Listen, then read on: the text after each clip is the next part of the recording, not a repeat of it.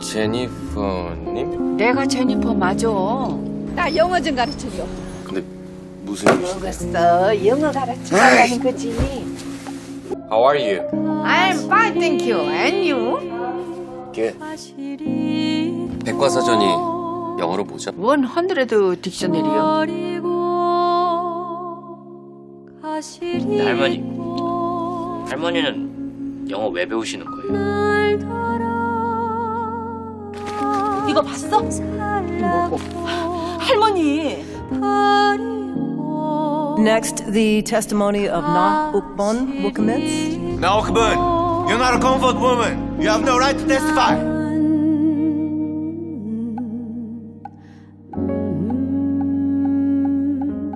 너 여기 어디냐고 물었지? 여기가 지옥이다요.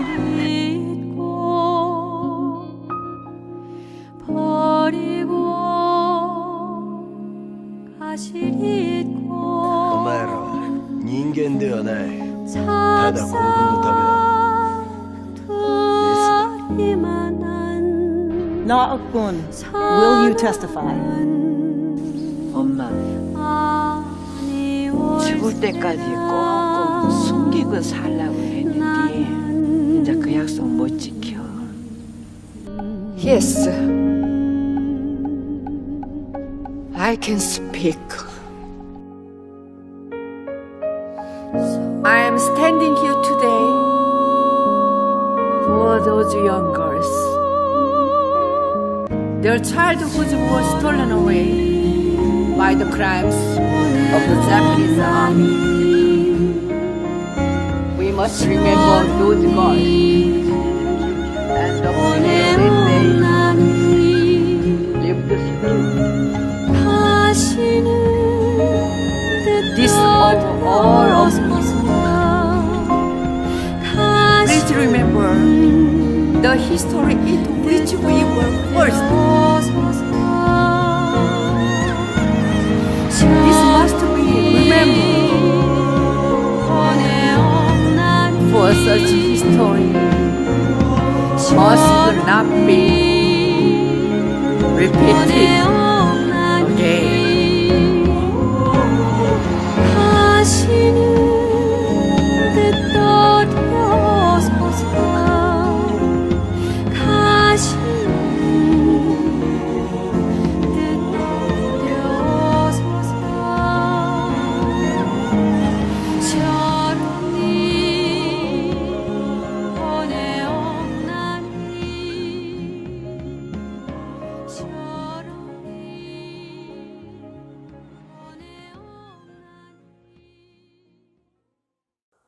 네, 안녕하세요. 히쌤 교실의 히쌤입니다. 우리 앞에 영상을 보고 왔나요? 이번에는 좀 다르게 영상으로 먼저 시작을 했어요. 이 영상은 김혜니라는 유튜버님이 만드신 영상인데 선생님 보고서 너무 괜찮다 싶어 갖고 허락을 받고 이렇게 사용하게 됐습니다. 출처는 이렇게 밝히고요. 그리고 오늘 할 수업에 대해서 이야기를 할 거예요. 오늘은 일본군 위안부 기림 수업입니다. 같이 PPT 화면을 보면요, 일본군 위안부 기림 수업이에요. 우리가 일본군 위안부를 기려야 되기 때문에 이 수업을 한다라고 보시면 돼요. 우리 1학기 때죠, 일제강점기 파트를 하면서 위안부를 선생님이 정말 간단하게만 다뤘어요. 선생님이 정말로 이걸 깊게 다루고 싶었는데 이건 이제 시간이 있을 때 해야지 하면서 학기 말에 하려고 선생님이 이렇게 했는데, 코로나가 아니었다면 수업 시간에 좀 더 자세히 하고 우리 여러분과 다양한 활동을 해보려고 했는데, 코로나 때문에 마지막 수업으로 역사, 우리 여러분 3학년 마지막 역사 수업을 이 위안부 기림 수업으로 하려고 합니다. 순서예요.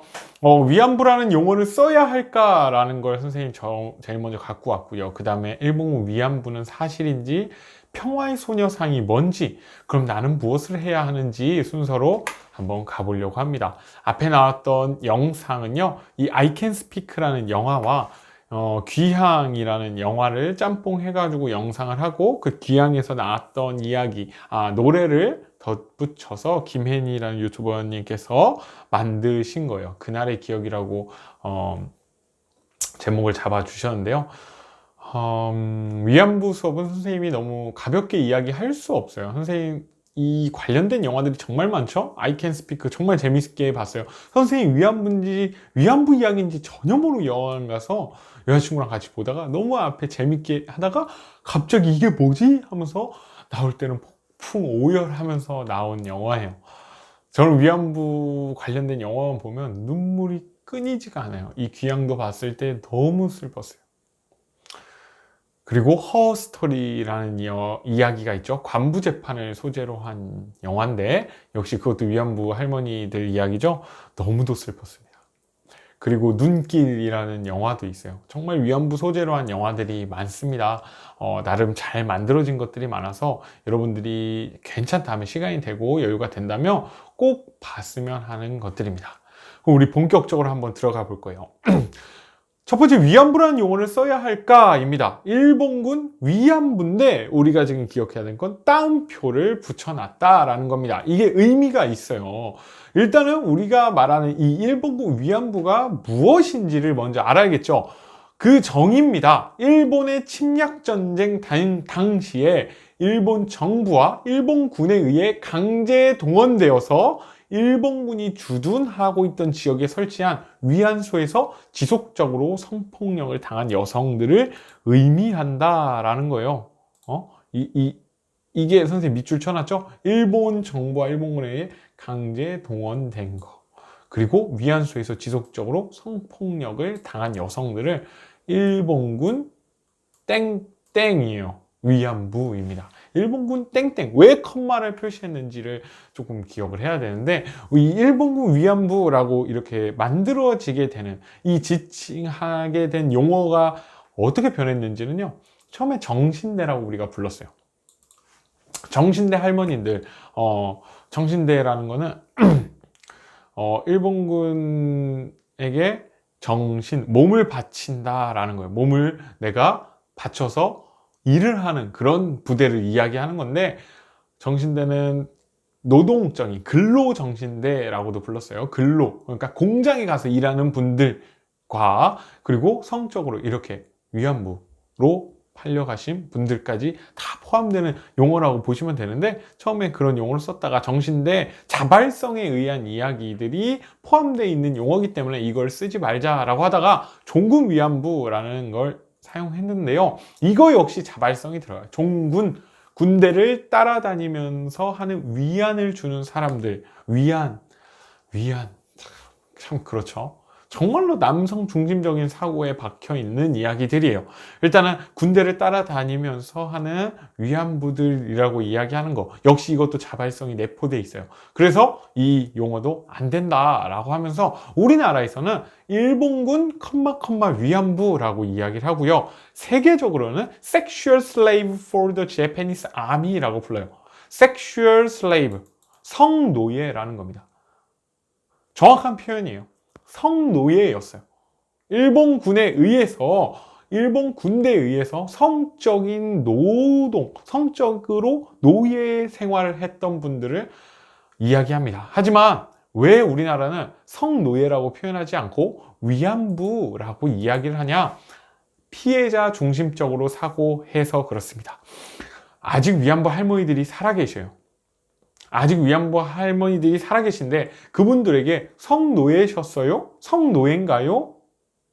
라고 이야기하는 거, 그리고 스스로 나는 성노예였어 라고 이야기하는 거, 어감이 너무 좋지 않죠. 너무도 그분들에게 상처예요. 그래서 우리나라에서는요, 위안부라는 고유 명사를 새롭게 만들었다고 보면 돼요. 일본군 위안부라는 거는 이 성노예를 우리나라에서는 일본군 위안부, 위안부로 표시하고 이야기를 하자라고 해서 이렇게 했습니다. 할머니들을 생각한 표현이에요. 그나마 위안부라는 용어가 할머니들이 거부감이 덜 하셨을 것 같아서 그런 것 같아요. 그렇게 사용한다라는 걸 우리가 알면 좋을 것 같고요. 어떤 용어가 가장 적절하다고 생각하나요? 여러분들의 생각을 댓글에 적어주셔도 좋고, 원래는 활동을 하려고 했어요. 여러분들이 생각을 써보고요. 새로운 용어를 한번 만들어 보는 것도 정말로 이 표현을 어떻게 하면 진짜로 일본의 그런 강제성과 그리고 할머니들이 상처를 주지 않는 선에서 어떤 용어가 가장 좋을까라는 걸 여러분들이 생각해서 써보는 것도 의미가 있다라고 보는 것 봐서 선생님이 이런 질문을 했습니다. 109 위안부라고 하는 이 명칭에 대해서 여러분들이 왜 컴마를 쓰는지에 대해서는 꼭 아셨으면 좋겠어요. 그리고 두 번째입니다. 일본군 위안부는 사실일까?입니다. 이렇게 도발적인 질문을 왜냐? 선생님은 아직도 유튜브 상에서 그리고 책에서 어떤 책에서 또는 어떤 곳에서는 이 일본군 위안부에 대해서 부정하는 이야기들이 정말 많이 나와요. 그래서 선생님이 가지고 왔습니다. 피해자들의 증언입니다. 고 김학순 할머니가 이야기했어요. 베이징에서 일본 군인에게 연행되어 군용 트럭에 강제로 태워져서 위안소로 끌려갔습니다 라고 이야기해요. 이 김학순 할머니는요 1991년 우리나라에서 최초로 자신이 일본군 위안부였다고 증언한 할머니예요. 최초로 91년이에요. 여러분들이 그럼 여기서 질문이 하나 생겨야 돼요. 91년? 일본군 위안부가 있었던 거? 아무리 못해도 45년 전, 40년, 37년에서 45년 사이에 있었던 일들이 어떻게? 91년에 최초로 증언이 되지? 라고 생각할 수 있어요. 하지만 조금만 바꿔보면 너무도 그 마음이 이해가 될 겁니다. 일본군 위안부로 갔다 왔다라는 걸 과연 누가 이야기할 수 있을까요? 정말로 상상하기 싫지만 여러분들이 남자건 여자건 성폭행을 당했다고 생각을 해보세요. 여러분들은 피해자입니다. 맞아요? 근데 여러분들이 교실에서 나 성폭행 당했어 라고 당당하게 이야기할 수 있나요? 이야기할 수도 있어요. 하지만 그거 자체가 정말로 큰 상처입니다. 선생님이 어떠한 일이 있어서 과거에 있던 일들을 회상하면서 다시 쓰는 거가 있었는데요. 그 회상하는 것 자체가 너무나 고통이었어요. 너무나 고통이었어요. 다시 한번 이것을 세상에 꺼낸다라는 거, 이 할머니들에게는 어마어마한 고통이고 두려움이라는 거예요. 그래서 세상에서는 덮어두고 사셨어요.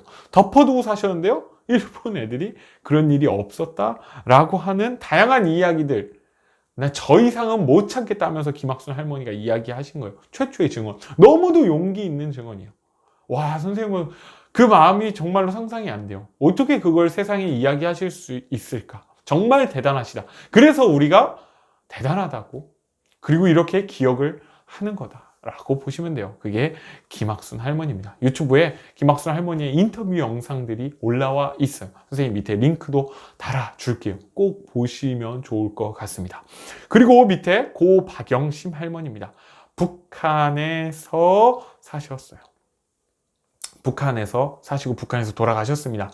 돈을 벌 수 있는 일이 있다는 말에 속아 중국 난징의 위안소로 끌려갔습니다. 이 할머니는요, 우리가 잘 아는 위안부 하는 그 사진, 위안부 할머니들에 대한 그 사진, 배가 임신해 있는 그 사진, 그 임신의 주인공이 바로 이 박영신 할머니고요. 최근에는 이게 구출되는 연합군에 의해서 중국 연합군에 의해서 구출되는 영상 자료가 유튜브에 공개가 돼서 이제 일반적으로 공개가 돼서 여러분들이 볼 수가 있어요. 그건 역시 밑에다 달아놓을게요. 거기 나오는 그 주인공이 바로 이 박영심 할머니세요. 그분도 어마어마한 고통을 당하셨고, 사진에 있었던 그 아이는 포로 수용소에서 이제 연합군에 의해서 발견되고 나서 포로 수용소에서 사산됐다, 유산됐다라고 이야기를 증언을 하셨다고 합니다. 우리나라, 남한, 북한, 우리 조선 민족, 우리 한민족만 고통받은 게 아닙니다. 이 위안부는요. 고 안루안 오헤른 할머니는요, 네덜란드 분이세요. 왜? 인도네시아가 이제 네덜란드의 식민지였거든요. 그래서 그곳에 살던 그분이 이제 억류된 거죠. 내가 억류되어 있던 곳에 일본군 장교를 태운 군용차가 와서 17세에서 28세 여성들을 광장에 정렬시키고 위안부로 데려갈 여성을 선별했습니다. 나를 포함한 16명이 선별되어 강제로 트럭에 태워진 후 일본군 위안소로 끌려갔습니다. 라고 이야기를 해요. 이거는 단순히 우리나라만 일본만의 문제가 아니에요. 일본군은 이렇게 다른 나라까지 세계적인 이슈가 될 수 있습니다. 이 용기 있는 이 할머니의 증언으로 역시 그게 더 세계적으로 문제가 될 수 있는 사건이라는 게 또 알려지게 됐죠. 하지만 지금부터는 완전히 다른 이야기를 할 거예요. 여태까지는 피해자 할머니들의 이야기였습니다. 하지만 이것에 정면으로 반박하는 아저씨들이 있어요. 서울대 안병직 경제학과 명예교수입니다. 아주 그냥 어마어마하신 분입니다. 위안부를 일본 국가 권력이 강제 동원했다는 자료는 현재 존재하지 않는다. 증언자가 있을 뿐인데 이것은 참고 자료에 불과하다라는 발언을 했어요. 증언자는 참고 자료에 불과하다라는 겁니다. 확실한 텍스트가 필요하다라는 이야기죠. 그런 게 없다라고 이야기한 거예요. 이때부터 난리가 나죠. 그 안병직 교수의 거의 수제자라고 할까요? 그 계보를 잇는 이영훈 전 서울대 경제학부 교수입니다. 여러분들 이영훈 선생을 좀 들어봤는지 모르겠네요. 뭐라고 해야 반일 종족주의라는 책으로 유명세를 떨친 아저씨죠.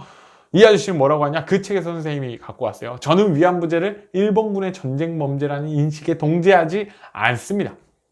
이것은 당시의 제도와 문화인 공창제의 일부였습니다. 그것을 일본군의 전쟁 범죄로 단순하고 줄기차게 일본의 책임을 추궁하는 것은 한국의 민족주의였습니다. 라고 이 아저씨가 책에서 이야기를 합니다. 공창제가 무엇이냐? 공창은 공공의 창기제도라고 보시면 되는데 국가에서 운영하는, 공동으로 운영하는 기생, 한마디로 성매매 업소라고 보시면 돼요. 국가에서 용인하고요, 국가가 관리하는 게 공창제다라고 보시면 되고, 일제시대 당시에 공창제의 일부로 이 위안부를 본다라는 거고, 이건 단순히 일본만의 책임이 아니다. 더 나아가서 살기 위해 어쩔 수 없이 했다. 성매매의 일종이었다라고 이야기하는 게 이영훈 교수의 이야기고요. 류석춘 연세대 교수 얼마 전에 빵빵 엄청 시끄러웠죠. 이 교수는 뭐라고 했냐? 현재 성산업 종사자 여성들이 살기 어려워서 자의 반, 타의 반으로 성매매에 나선다. 과거에도 그랬다. 일제강점기에도 그랬다라고 이야기하는 거예요. 직접적인 가해자가 일본이 아니라 매춘의 일종이다라고 이야기를 합니다. 정말로 가슴이 아프죠? 정말로 가슴이 아픕니다. 위안부 할머니들을 단순히 그냥 성매매, 지금의 성산업 종사자들로 동급, 이제 같은 맥락으로 보고 있는 거죠. 참 그래요. 저는 진짜 어떻게 얘기하기가 참 그렇습니다. 좀 승질 나는데요. 어쨌든 감정적으로 대하기보다는 왜 이게 문제가 있는지 선생님이 다 이야기를 해볼게요. 이제 류석춘 교수나 이영훈 교수 같이 이야기하는 것들은 피해자를 생각하지 않는 거죠.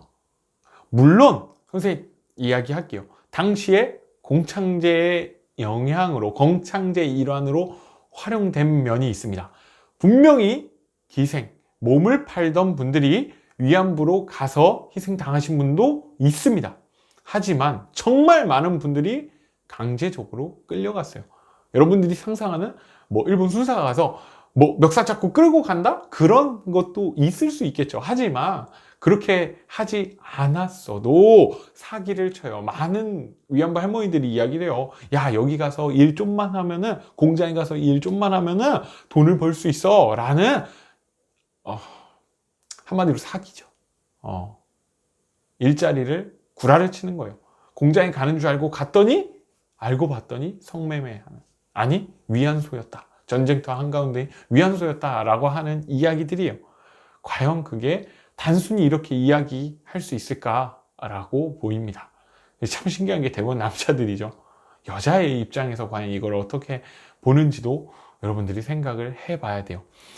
한 가지 더, 그리고 이분들은 이 위안부 문제가 부끄러운 일이다 또는 그렇게도 보여지는데요. 너무도 남성 중심적이고 가부장적인 이야기죠. 왜 이렇게 됐는지를 우리가 생각을 해봐야 됩니다. 국가 권력에서 전쟁 피해자로서의 사람들을 보자라는 겁니다. 아베 신조 전 일본 총리, 너무도 유명하죠? 지금까지 정부가 발견한 자료 중에서 군과 관원에 의한 위안부의 강제 연행을 직접 보여주는 기술은 발견되지 않았다. 한일 정부의 위안부 합의가 일본군 위안부의 전쟁 범죄를 인정하는 것은 아니다라고 이야기를 했어요. 줄기차게 일본 정부는 위안부는 강제 연행이 아니다라고 이야기를 합니다. 이 맥락, 일본 극우, 일본 우익 집단의 발언을 우리나라에서도 몇몇 사람들이 동조하고 이야기를 하고 있다라는 겁니다.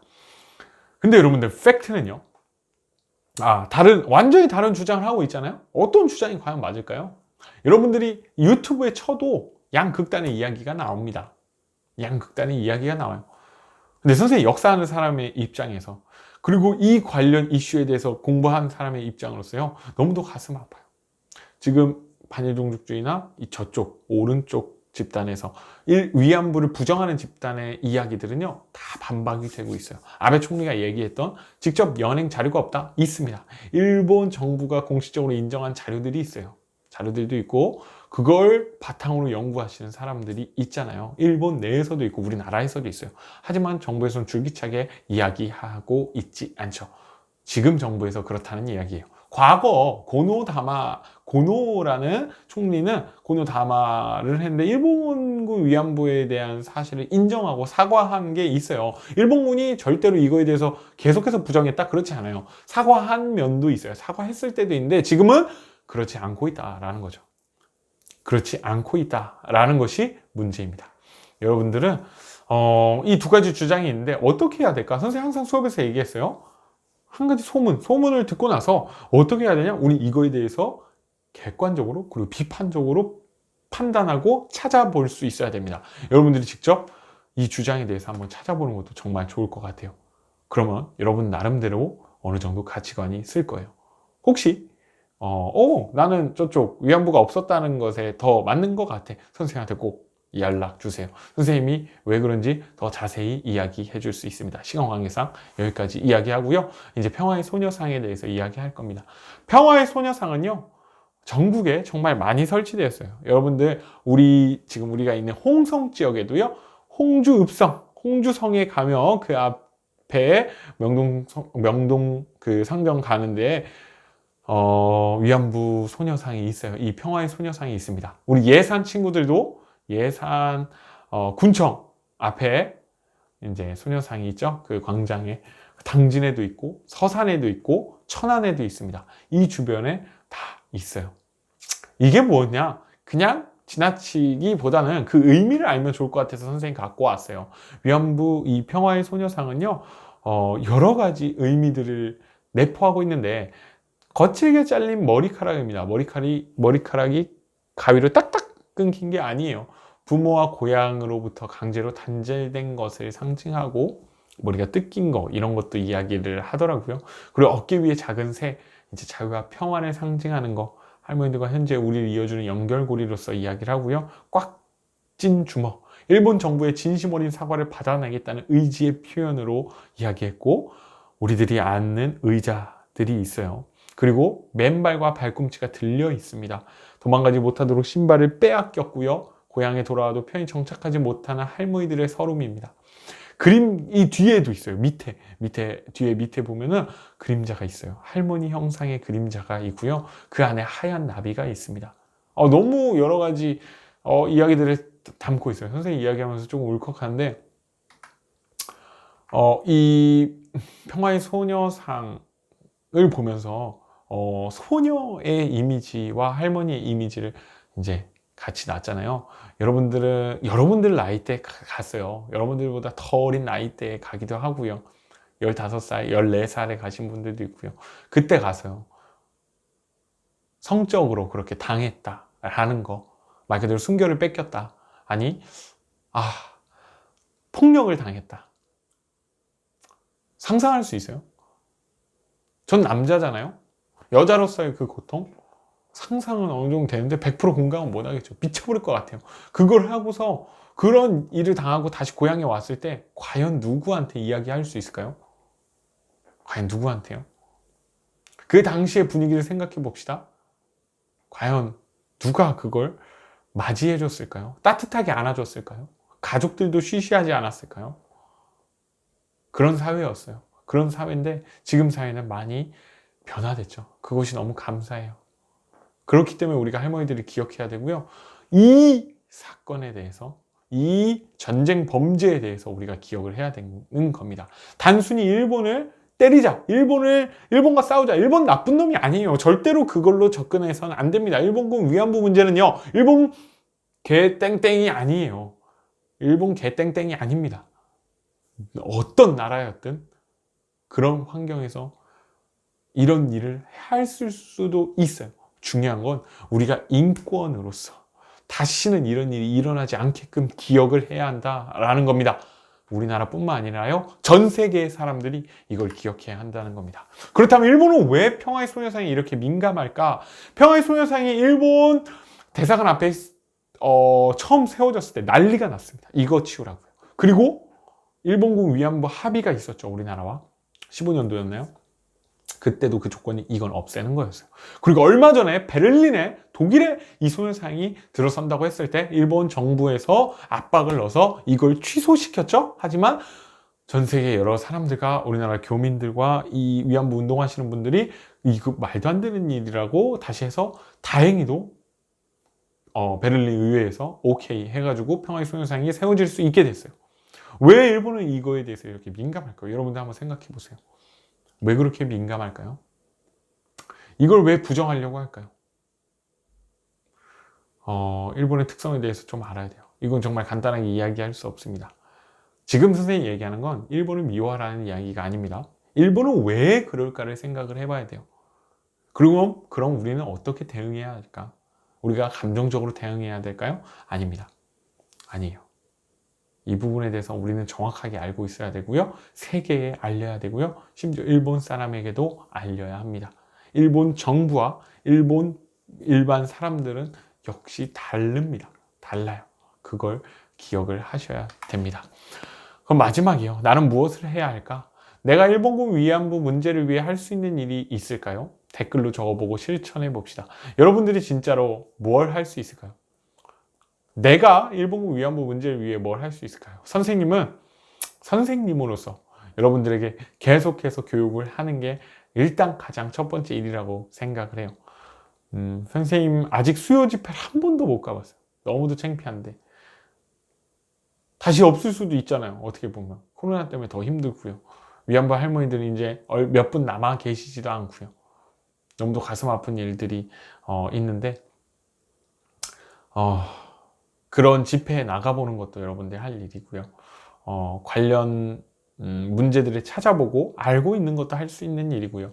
이걸 알릴 수 있게 무언가를 만드는 것도 여러분들이 할 일입니다. 할 수 있는 일이에요. 선생님 수업 시간에는 관련 글짓기를 하거나 편지 쓰기를 하거나 그림을 그리거나 해서 전시를 하고 막 해보려고 했어요. 근데 코로나 때문에 그걸 하지 못하는 게 너무 아쉽네요. 혹시 그림 잘 그리는 친구가 있다면 그 관련 위안부 할머니를 추모할 수 있는 그림을 한번 그리고, 혹시 글을 잘 쓰는 친구가 있다면, 아니 글을 못 써도 돼요. 간단하게 메모라도 여러분들이 댓글로 적어보고 그림을 혹시 한 친구들은 선생님한테 보내줄 수 있으면 보내주면 선생님이 또 유튜브에서 소개할 수도 있을 것 같아요. 그리고요, 선생님이 선물을 준비했어요. 여러분들 이제 졸업 선물인데 이렇게 위안부 배지를 선생님이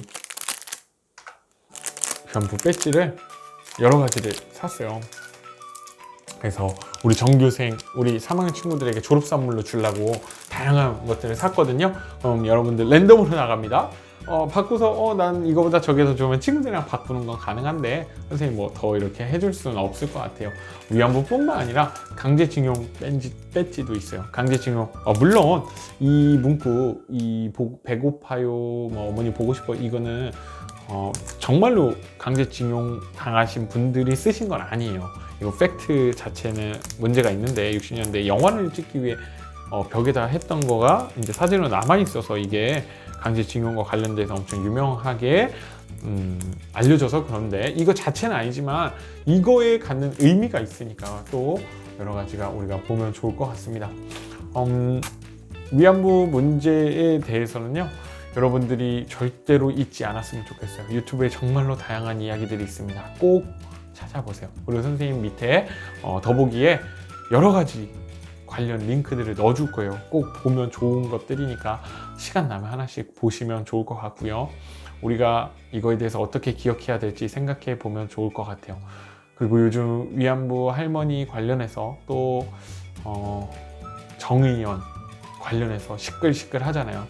그런 것들에 대해서도 선생님이 가진 입장이 있는데 그냥 막 밝히기엔 좀 그렇고, 어찌됐든 그런 문제들이 있음에도 불구하고 우리는 위안부 할머니들 이 사건을 절대로 잊으면 안 된다라는 거예요. 선생님도 그 사건 보면서 많이 가슴 아팠지만 진짜로 우리가 잊지 말아야 할 것은 이런 일이 있었다라는 것이에요.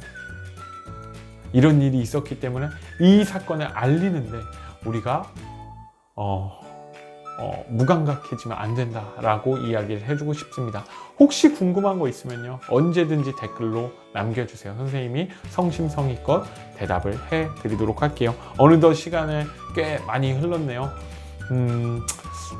이제 새해에 여러분들 이제 마지막 수업이에요. 이게 이제 3학년들 마지막 수업이니까 선생님 좀 가슴이 아프네요. 좀 그렇네요. 우리 3학년 동안 많은 추억을 만들지도 못하고 많은 활동도 해보지 못하고 많은 이야기도 나눠보지 못한 게 너무도 아쉬워요. 그래도 여러분들 너무 고생 많았어요. 우리 코로나19로 모두 힘들어하는 상황에서도 여러분들 한 명 한 명 꿋꿋하게 잘 공부하고 그리고 잘 생활한 여러분들 너무 멋있습니다. 고생 많았고요. 우리 그러면은 졸업식 날, 졸업식은 대면으로 볼 수 있을까요? 대면으로 보기를 원하는데 꼭 그때 다시 보기를 원합니다. 고생 많았습니다. 그러면 안녕.